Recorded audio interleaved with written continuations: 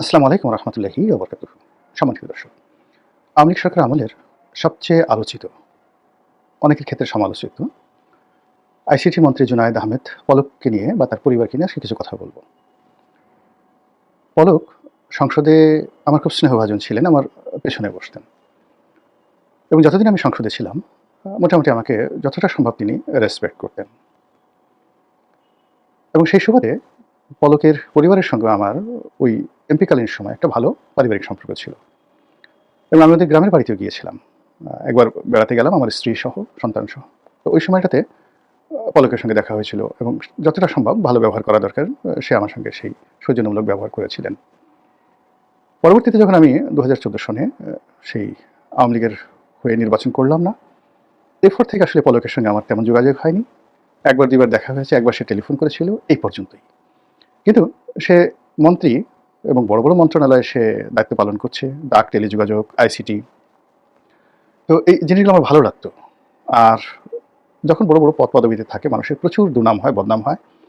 পলককে নিয়েও সেই ধরনের যে কথাবার্তা যখন আমি শুনতাম, আমি এগুলো করতাম না। এর কারণ হলো যে আমি যখন রাজনীতিতে ছিলাম আমাকে নিয়েও নানা রকম কথাবার্তা হতো, যার সঙ্গে কোনো বাস্তবের মিল থাকতো না।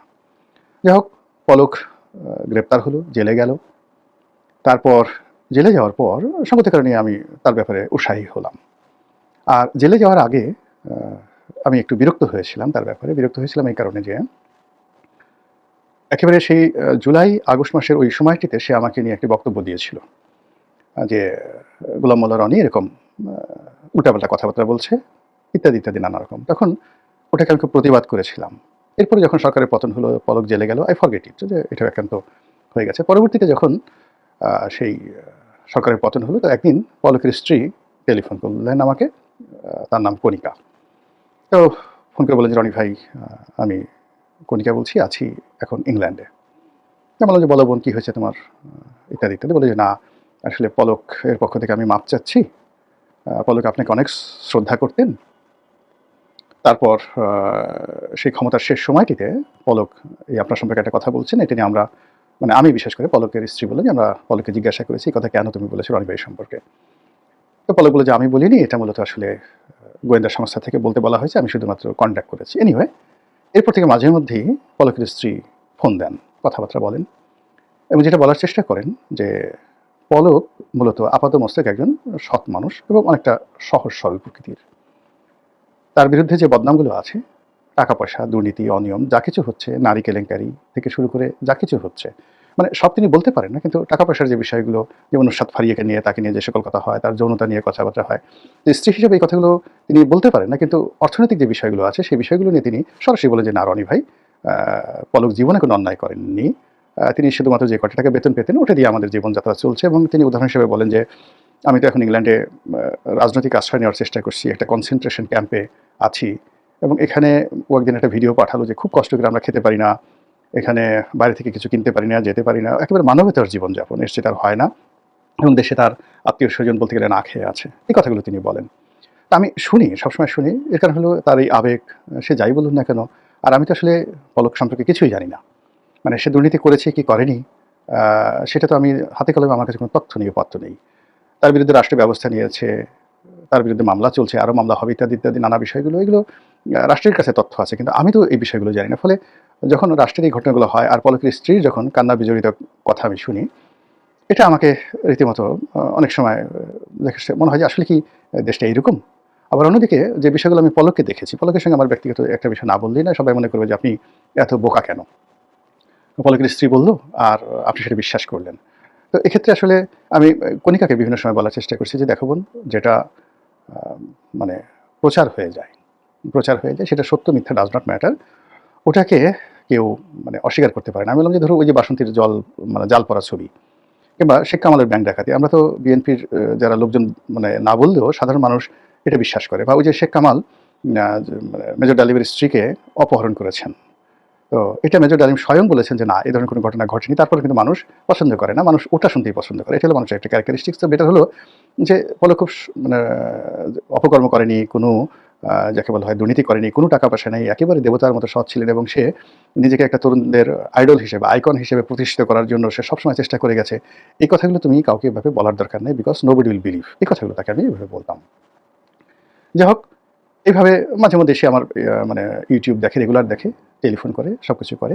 তো পলকের সঙ্গে আমার যে ব্যক্তিগত সম্পর্কটা কতটা নিবিড় ছিল, সেটা হলো সে সত্যিকার অর্থে আমাকে বড় ভাই হিসেবে সম্মান করতো, এবং সম্মানটা ওই পর্যায়ে ছিল যে একদিন সে 2009 সনে সে আমাকে খুব দুঃখ করে বলছিল যে, "রনি ভাই, আমি তো খুব বিপদের মধ্যে আছি। আমি তো এলাকায় যেতে পারছি না। মারামারি, কাটাকাটি, জেলা শহরে যেতে পারছি না। অনেক প্রতিদ্বন্দ্বী হয়ে গেছে। লোকজন আজে-বাজে কথাবার্তা বলছে।" তখন আমি তারে বললাম যে, "পলক, তুমি এক কাজ করো তো, তোমার এই যে তুমি যে নমিনেশনটা পেলা কিভাবে? আমাকে বলো।" তো বলল। সেকেন্ড হলো যে, এমপি ইলেকশন করার আগে তোমার কি কোনো গাড়ি ছিল? তো বলল যে, "না।" তার মানে যে এমপি ইলেকশন করার পরেই অল্প কয়েকদিনের মধ্যে তুমি ২ টো গাড়ি কিনেছো। একটা প্রাইভেট কার, একটা জিপ। আর ২ টো বন্দুক কিনেছো। একটা পিস্তল এবং একটা বন্দুক। তো এই জিনিসগুলো হলো কি, টাকা তুমি যেখান থেকে পেয়েছো বা হাওলাত করেছো বা লোন নিয়েছো, যা কিছু করেছো, এটা মানুষের চোখে ভীষণ রকম, যাকে বলা হয়, বদনজির তৈরি করে। এবং তুমি ওই এলাকাতে তোমার যে এমপি, তার সাথে তুমি টিআরকি, মানে তো এলাকায় তোমার যে টিওনো, পিআইও, তো সেখান থেকে যদি তুমি একটি টাকাও টিআর, কাবিখা এই সমস্ত জায়গা থেকে নিয়ে থাকো, কমিশন নিয়ে থাকো, তাহলে এটা কিন্তু ১০ মুখে দুর্গন্ধের মতো ছড়াচ্ছে, এবং ওই অফিসাররা সেই কথাবার্তাগুলো সবার কাছে বলে দিচ্ছে। তো এই কথা বলার পরে সে একেবারে চুপ হয়ে গেল।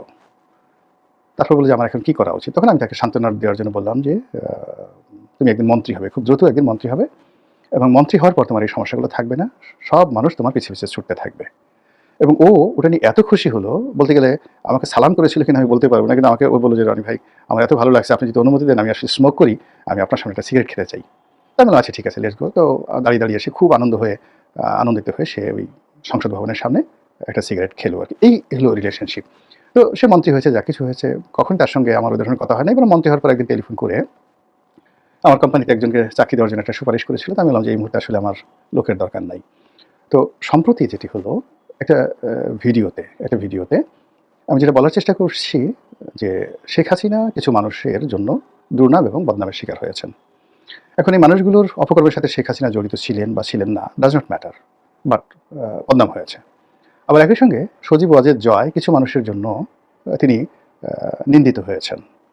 তো সেখানে যাকে বলা হয় পলক আছে, শাহরিয়ার আছে, তারপর যাকে বলা হয় মোহাম্মদ আরাফাত আছে, এরকম আশরাফুল আলম খোকন আছে। মনে করা হতো এদের সঙ্গে জয়ের একটা খুব ভালো সম্পর্ক। এখন এই মানুষগুলো যে কাজগুলোই করেছে, সেই কাজগুলো তাদের ব্যক্তিগত হতে পারে বা মিথ্যা হতে পারে, হোয়াট এভার মেবি, কিন্তু জয়ের একটা বিরাট বদনাম হয়েছে। একইভাবে হাসান মাহমুদ থেকে শুরু করে আরও যারা আছেন, তাদের কারণে শেখ হাসিনার অনেক বদনাম হয়েছে। তো এটা দেখার পরে সে ফোন করেছে আবার যে, "রনি ভাই, আপনি ওই সকল দুর্নীতিবাজ হাসান মাহমুদ, এদের সাথে পলকের নামটা কেন উচ্চারণ করলেন? পলক তো একেবারে সৎ। আপনারা বলেন পলক অনেক টাকা উপার্জন করছে। তা আমি তো না খেয়ে আছি এখানে। আমার এই টাকাগুলো, পলকের টাকাগুলো আমাকে দিয়ে যান।" আমি বললাম যে, "বোন, আমি তো আসলে ওইভাবে বলিনি। আমি অ্যাজ এ হোল মানে বলতে গিয়েছি। তারপরে এই জিনিসটা হয়েছে।" বাট সে খুব অ্যাডামেন্ট, ভীষণ রকম অ্যাডামেন্ট যে, এত মানুষ এত দুর্নীতি করলো, তাদের কথা আপনি বলেন না। সে কয়েকজন চিহ্নিত বলল যে, সবচেয়ে দুর্নীতির মধ্যে বেশি দুর্নীতি যে করেছে, একজনের নাম বলল, মন্ত্রী। তো আমি বললাম যে, "তার নাম তো আমি বহুবার বলেছি, লিখেছি, সবকিছু করেছি। কিন্তু আমি আসলে পলকের নামটা এভাবে দুর্নীতিবাজ হিসেবে বলতে চাইনি। কিন্তু ব্যাপার হলো যে, জয়ের সাথে পলকের সম্পর্ক ছিল, এবং পলকের কারণে জয়ের, বা জয়ের কারণে পলকের একটা বদনাম হয়েছে, এবং তাদের দুজনকে একসাথে মামলার আসামিও করে সেই মামলা চলমান আছে।" তো এই কথাটাই বলার চেষ্টা করেছি। তো যাই হোক, এনিওয়ে সে মনে খুব কষ্ট পেয়েছে। তো আমার বক্তব্যটা হলো যে, আসলে আ কি বলবো?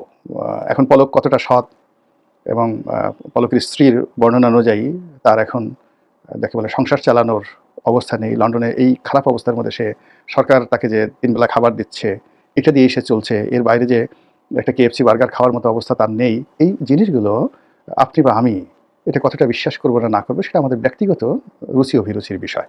কিন্তু সমাজে যে জিনিসগুলো প্রতিষ্ঠিত হয়ে যায়, তার বিরুদ্ধে রুখে দাঁড়ানো, বলা সত্যিকার অর্থে একটি কঠিন বিষয়। মহান আল্লাহ আমাদের সবাইকে হেদায়েত দান করুন।